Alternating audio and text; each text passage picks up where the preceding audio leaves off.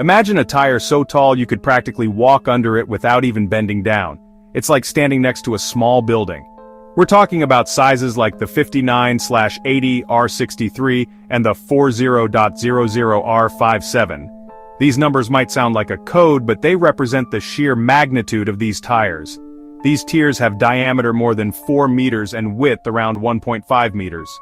The weight of each tire normally crosses 5,000 kgs. Each tire can support up to 100 metric tons.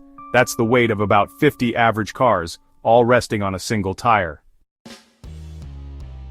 It's all about the materials and construction. High-strength steel belts, special rubber compounds, and sidewall protection layers make these tires withstand punctures, abrasions, and extreme temperatures. Modern tires have improved aggression resistance and better traction. They also comes with better adhesion and heat resistance. Newest tread rubber compound on the market offers improved wear resistance for a longer-lasting tire. With increased thermal capacity and cooler running temperature, they are bringing a new era for mining trucks.